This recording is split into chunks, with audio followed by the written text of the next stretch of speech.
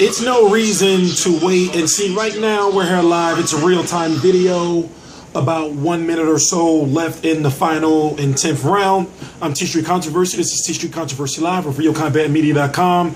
And Anthony the Dog Dirrell is going to defeat Marco Antonio Rubio unless something magical happens within the next 50 seconds or so. But it was a fight that I feel if Anthony Dirrell would have went to the body more, he probably could have got Rubio out of there. As I said in videos leading up to this fight, I was looking at it like Rubio's just in it for the check. What is he actually fighting for? Does he still has anything left? Even the PBC commentators, Paulie Malignaggi and Virgil Hunter, was saying, you know, at this point in time in his career, he's 35 years old. He's just in there to take punch. I mean, he's just in there to take punishment.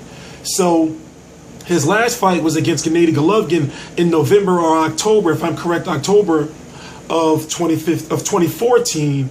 And basically now he's just coming back, you know, after, 300 plus days off, fighting a guy who just lost his title, or was a former champion in Anthony Dirrell. So now I'm thinking to myself, really, what was the purpose of this fight just for Anthony Dirrell to make some money and then do a backflip in the middle of the ring after he defeats a guy like Marco Antonio Rubio?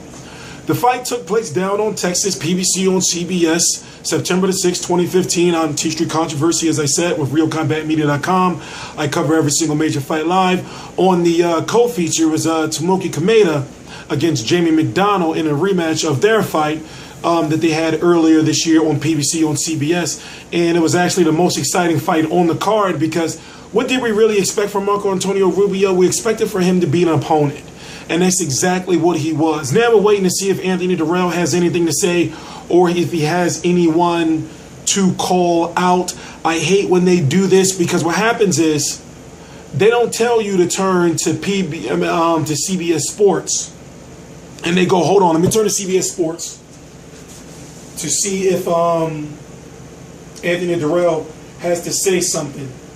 Because what they don't tell you is if you want it on your DVR, what you need to do is you got to record PBC on CBS and also make sure that immediately after PBC on, oh wait, they are going to let him speak. You got to make sure that you turn to turn to CBS Sports. So let's see what Dirrell has to say. Xfinity customers, call 1-855-884-3915. Well, I guess we are not. I'm T-Street Controversy with RealCombatMedia.com. And it's like this was a pointless fight. Does Anthony Dirrell go after the winner of Battle Jack versus George Groves, which is going to be happening just 6 days after this fight on the undercard of Mayweather versus Berto? Or, maybe, who knows, Chavez Jr. has a hand injury. Maybe fight a guy like Marcos Reyes. I'm just thinking like how PBC thinks and how they match up their fighters. I can't see Anthony Dirrell fighting a guy. I mean, he's got a good solid win, but now it's like, where do you go from here, I guess, is what I'm saying. After win over Marco Antonio Rubio, what does that really do for your career outside of get a win on your record and show fans, okay, well, look, he's back against a has-been, And as far as Marco Antonio Rubio, where does he go from here? Now he's just a journeyman. Many people thought he should have retired after the Golovkin fight, and now we're seeing him just put on performances like this. So in my opinion, he's done. He should retire. T-Street Controversy. This is T-Street Controversy Live at RealCombatMedia.com, and I cover every single major fight live. Please subscribe.